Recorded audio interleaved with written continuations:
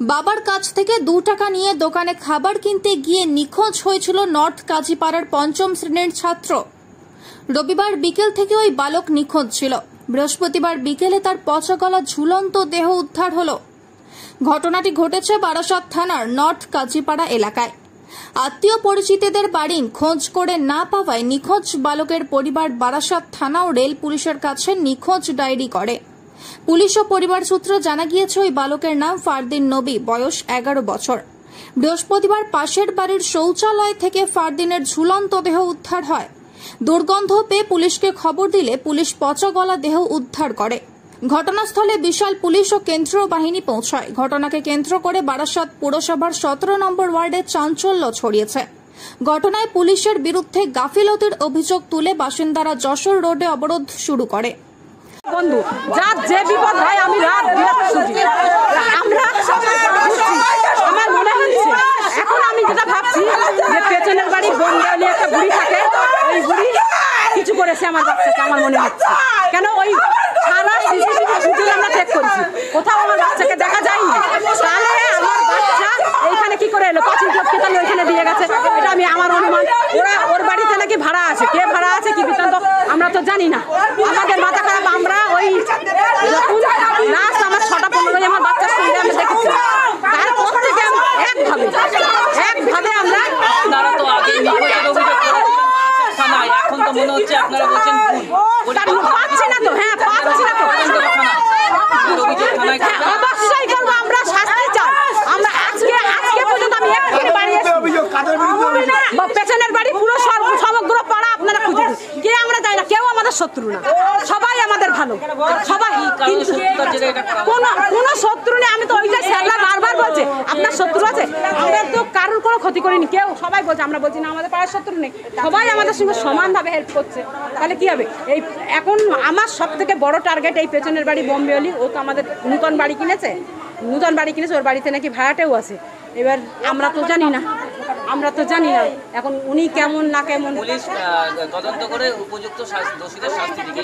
হ্যাঁ আমার হাতে তুলে দিক, আমি তার শাস্তি দেবো।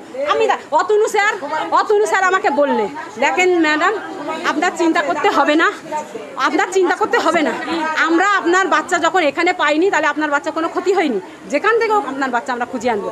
আমি সেই জন্যই কাল থেকে নিশ্চিন্ত। না কালকে এখান থেকে কুকুরকে শুকিয়ে প্রচুরবার তন্ন করে খুঁজেছি। কেউ মেরে ওখানে ঝুলিয়ে দিয়েছে। আর এখনের অভিযোগ, আমার নাম হোসনা বেগম, আমার বাচ্চার পিসি। আমি বাচ্চার আমার ভাইয়ের যে জামাটা শুকিয়ে নিয়ে গেছে, এখানে জামাটা শুকিয়ে নিয়ে গেছে, কুকুর কিন্তু পেছনে যায়নি, সোজা চলে গেছে ওই রাস্তার দিকে। এর কারণটা কি? পুলিশ কিন্তু ওখানেই ছিল বেশিরভাগ, ওই বাড়িতে কিন্তু পুলিশ চেক করছে। পুলিশ কিন্তু সেরকম এইদিকে ওইদিকে ঘুরে দেখছে, কিন্তু সেরকম করতে পারছে না। পুলিশ 100 বার করে এসছে। 100 এখন কি অভিযোগ কি হয়েছে? মানে আমাদের কুকুর নিয়ে এসে খুঁজে পাইনি, কারণটা কি? এখন কারণ কি মনে হচ্ছে? এখন পেছনে ছিল আমার একটা ভাই। এখন আমরা ভাইকে দেখে আলাভোলা হয়ে গেছে, কোনো কথা বলতে পারছে না। আমি বলি কি হলো কি? তাড়াতাড়ি করে সবাইকে দেখে, একজন দুজন গেছে, দেখে ওখানে মাথা হারা মানে দিশাহারা হয়ে পড়ে গেছে। তারপরে গিয়ে দেখছি ওরকম করা রয়েছে। কবে থেকে? ওই রবিবার থেকে নিখোঁজ হয়ে গেছে। ও সন্ধ্যা মানে 8টার আগে ও বাড়ি আসে, বা আজান দিলে বাড়ি আসে। ও বাড়ি আসেনি সেদিনকে।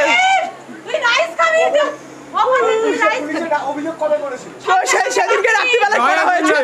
সেদিনকে রাত্রিবেলা আমাদের এসে কেস লিখলো, আমার নাম ফাম লিখলো, এসে তারপরে একটা মহিলাকে ধরা হলো। তো পরের দিন সকালবেলা আবার এসে বলছে এরকম বাচ্চা পাওয়া গেছে, বা এরকম করেছো, করা হয়নি। দুপুরবেলা এসে বলছে তোমরা বাচ্চা পেয়েছো।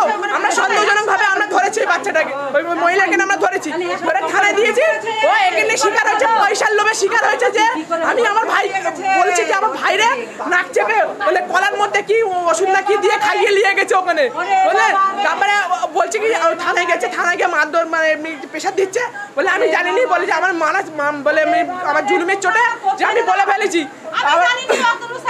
তারপরে ওখানে গিয়ে বলছে আমি কি চাকদা না কি মদনপুর ওখানে রেখেছি বাচ্চা। দাদা হ্যাঁ কি মনে হচ্ছে এখন দেখে? কি রেখেছে, কেউ মেরে রেখেছে আমার ভাইরে। আমার বাচ্চাকে কেউ মেরে ফেলেছে। আমি পাড়ার সবাইকে আমি সন্দেহ করি, আপনারা তদন্ত করুন। আমার বাচ্চা রবিবার সন্ধ্যা থেকে পাওয়া যাচ্ছে না, আজকে 5 দিন। আমার বাচ্চাকে কেউ মেরে ফেলেছে, আমি পাড়ায় সবাইকে সন্দেহ করি। আমি চাই সবাইকে সম্মান করে জেরা করা হোক, আর জিজ্ঞাসা করা হোক। হ্যাঁ, সব জায়গায় খোঁজা হয়েছিল। না তখন ছিল না, সব জায়গায়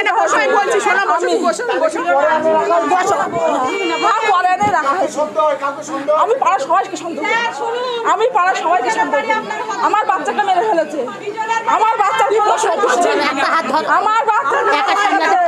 আমি আর শাস্তি চাই। আমার বাচ্চাকে এখন করা হয়েছে কে আমি জানি না, আমি প্রায় সবাইকে সন্দেহ করি। আমার বাচ্চাকে মেরে ফেলেছে, আমার সোনার বাচ্চা